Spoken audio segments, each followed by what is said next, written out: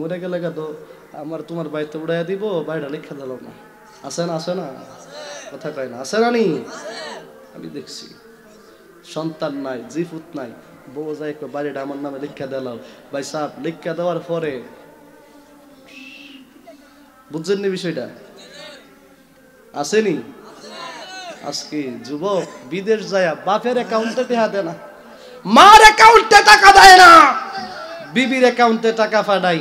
আর ওই দিক দিয়ে মোটামুটি আসার যখন সময় হয়, এমন অনেক কুলাঙ্গার মহিলা আছে যারা আমার প্রবাসী ভাইয়ের টাকাগুলো মেরে দিয়ে তখন তারা চলে যায়। কথা বলেন ঠিক কি না? এই ধরনের মহিলারা জাহান্নামের কীট হবে, তারা কোনোদিন জান্নাতের গন্ধও পাবে না। কথা বলেন ঠিক কি না? একমাত্র তারাই জানে যারা প্রবাসে থাকে টাকা কত কষ্ট করে ইনকাম করতে হয়। সেই সকালবেলা জাস্ট টাইম তাকে চলে যেতে হয়, একটা মিনিট তাকে গাড়ি অপেক্ষা করে না, তাকে নিয়ে যাবে, আবার জাস্ট টাইম ফেরত আসতে হয়। সেই প্রবাসী ভাইটা সারাদিন কাজের পরে আবার তার পোশাকগুলো কাচতে হয়, গোসল করতে হয়, রান্না করতে হয়, এই করতে করতে রাত্র বেড়ে যায়। এই আমার যুবক ভাইয়েরা, এত কষ্ট করে সেই অর্থ উপার্জন করে তুমি কেমনে তুমি আরেকটা বিবির কাছে দাও? কেন তোমার বিবেক নাই? যেই বাবা তোমারে কষ্ট করে লালন পালন করেছে, যেই মা তোমার 10 মাস 10 দিন গর্ভে ধারণ করেছে, ওই বাবা ওই মা কোনোদিন তোমার সাথে বেঈমানি করবে না, কোনোদিন তোমার সাথে বেইনসাফি করবে না। তুমি কি করো? কয়েক বছরের বিবির ভালোবাসাই বাবা মায়ের 20 বছরের ভালোবাসা তুমি ভুলে যাও। কয়েক দিনের ভালোবাসার কারণে মায়ের 10 মাস 10 দিনের ভালোবাসা ভুলে যাও, মায়ের 2 বছর দুধ পান করানো ভুলে যাও। যখন তুমি মায়ের আদর্শ ভুলে যাও, যখন তুমি বাবার ভালোবাসা ভুলে যাও, তখন সেইখানে আমার আল্লাহর রহমত থাকে না, অটোমেটিক তুমি শয়তানের ধোঁকায় পড়ে যাও। কথা বলেন ঠিক কি না? এই জন্য আল্লাহ কোরআনে বলে, ইয়া আইয়ুহাল্লাযীনা আমানু, আল্লাহ বলতেছে হে ঈমানদারের দল, ও মুত্তাকির দল, উদখুলু ফিস-সিলমি কাফা, তোমরা পরিপূর্ণ ইসলামের ভিতরে প্রবেশ করো। ওয়ালা তাত্তাবিউ খুতওয়াতিশ শাইতান, তোমরা শয়তানের ইত্তেবা অনুসরণ করিও না। তারপরে আল্লাহ কি কয় জানেন? আল্লাহ কয় ইন্নাহু লাকুম আদুব্বুম মুবিন, নিশ্চয় শয়তান হলো তোমাদের প্রকাশ্য দুশমন, প্রকাশ্য শত্রু। তারপরেও আমার যুবক, আমার এই সমাজের মানুষগুলি অনেকে এমন আছে মার চাইতে মাসির দরদ বাড়ায়া দেয়। কথা কোন ঠিক কি না? ঈদ আসলেই মায়ের কাপড় যদি কিনে 1000 টাকা দিয়া, শাশুড়ির কাপড় কিনতে লাগে 2500 টাকা দিয়া।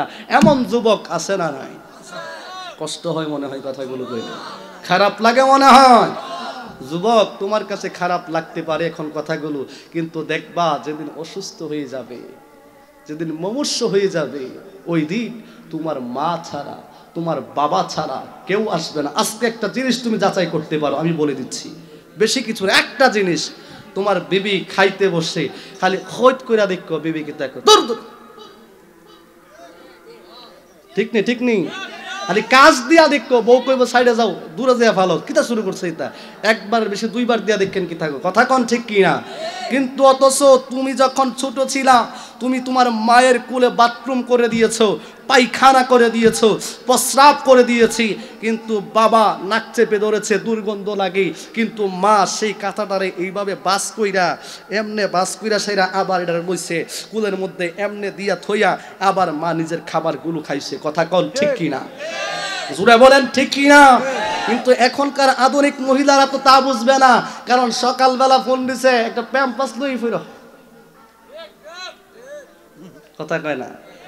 আগের দিন কষ্ট আছে? কথা কয় না? আছে? আহা আমার বাবারা, ভাইরা, বন্ধুরা, জানি না আপনারা আমার উপর বিরক্ত হচ্ছেন কিনা। আমার নবী ডাক দিয়া কয়, খাদিজা, আমি তোমার ওসিয়ত গুলো রক্ষা করব, কারণ তুমি আমার দুর্দিনে ইসলামের যেই খেদমত তুমি করেছো, তুমি যেই কোন ওসিয়ত আমারে করবা, আমি নবী তোমার প্রতিটা ওসিয়ত পালন করব। জবান খুলে বলা যাবে নি আল্লাহু আকবার। যুবক ভাই, একবারে আলোচনার শেষ প্রান্তের দিকে আমি চলে আসতেছি রে যুবক। খেয়াল কইরা দেখো, জীবনের রঙের দুনিয়ায় কত কিছু তুমি সাজানোর চেষ্টা করো। তোমার স্বপ্ন বড় বিশাল, আকাশচুম্বী তোমার স্বপ্ন, বাড়িতে বিল্ডিং বানাইবা, ফ্ল্যাট করবা, কোটি কোটি টাকার মালিক হইবা, গাড়ি করবা, বাড়ি করবা, অথচ কবরে কি নিয়ে যাইবা তার কোনো প্ল্যান, কোনো প্রোগ্রাম তোমার আমার ভিতরে নাই। কথা বলেন ঠিক কিনা? বাঁচবা কয়দিন তুমি জানো না? যেই কোনো দিন আজরাইল আইসা তোমার আমার প্রাণ পাখিটা নিয়ে যাইতে পারে।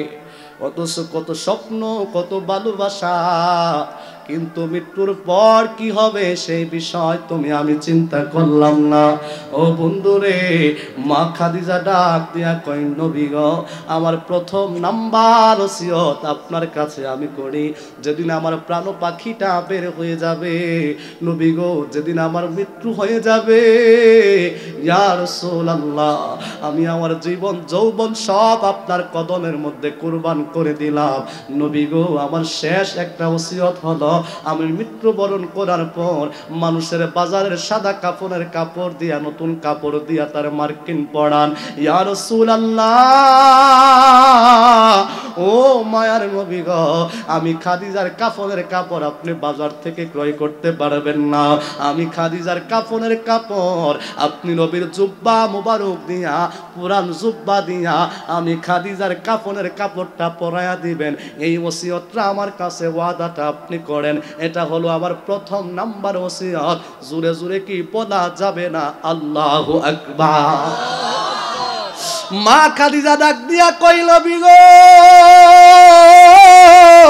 ও মায়ার নবীজি, আমি খাদিজার দ্বিতীয় নাম্বার ওসিয়ত গো নবী, দুনিয়ার মানুষ কত সুন্দর কইরা ঘর বানাই গো নবী। নবী গো, যেদিন থেকে আপনারে দেখছি আমি খাদিজা আপনার সাথে ঘর বাঁধার স্বপ্ন দেখছি। আমি বিল্ডিং খুঁজি নাই, আমি অট্টালিকা খুঁজি নাই, আমি আপনার কুলের মধ্যে, আপনার বুকের মধ্যে একটু জায়গা খুঁজে নিয়েছি। ইয়া রাসূলুল্লাহ, আমার যেদিন মরণ হবে, মৃত্যুর পরে মানুষের আমার কবর গোলা করবে, নবী গো, ওই কবরটা করার পর ইয়া রাসূলুল্লাহ, আপনি আমার কাছে ওয়াদা দিবেন নি গো নবী, আপনি আমার কবরটার মধ্যে আমি খাদিজারে শুয়াইবার আগে আপনি শুইবেন। নবী ডাক দিয়া কই, খাদিজা, কেন তোমার কবরের মধ্যে আমার আগে শোয়ার জন্য বদর খাদিজা? মা খাদিজা কই, নবী গো, আমি আপনার জবান মুবারক থেকে শুনছি, কবরে যদি নেক আমল নিয়ে যাইতে না পারি গো নবী, কবরের বাম পাশের মাটি চাপ দিয়া ডান পাশে মিলাইয়া দিব। ডান পাশের মাটি চাপ দিবে রে, বাম পাশের মাটিগুলো একত্রিত কইরা দিব গো নবী। ওই কবরের ভিতরে আমার দেওয়ার পর যদি মাটি চাপ দেয়, আমি খাদিজা সহ্য করতে পারবো না গো নবী। নবী আমার ওয়াদা দিবেন দি, আপনি ওই কবরটার মধ্যে শুইয়া, আপনার কথা তো মাটিয়ে বুঝে, আপনার কথা তো গাছে শুনে গো নবী। ও মায়ার নবীজি, আপনি ওই কবরটার ভিতরে ঢুইকা, ওই কবরটার ভিতরে যদি একটু শুইয়া যান, তাইলে আমি খাদিজারে ওই মাটি চাপা দিতে পারবে না। এটা আমি খাদিজার বিশ্বাস হয়, বলেন সুবহানাল্লাহ। এবার মা খাদিজা ডাক দিয়া কইল, বিগো, এবার আমার 3 নম্বর ওসিয়তটাকে একটু শুনো গো নবী। নবীজি, আমার 3 নম্বর ওসিয়ত হইল, আমার মৃত্যুর পরে সবাই যখন আমারে কবর দিয়া যখন চলে আসবে, নবী গো, আপনি আমারে ওয়াদা দিবেন নি, আপনি আমার কবর চাইরা যাইবেন না, আপনি আমার কবর দেখা যাইবেন না নবী। নবী গো, সবাই যখন মাটি দিয়া চইলা যাইব, কবরের ভিতরে মুনকার নাকির 2 জন ঢুইকা আমি খাদিজারে যদি প্রশ্ন করে গো নবী, আমি খাদিজা প্রশ্নের জবাব দিতে পারবো না গো নবী। নবী গো, আপনি বলেন না, আমি খাদিজার প্রশ্নের জবাবগুলো আপনি দিয়া দিবেন।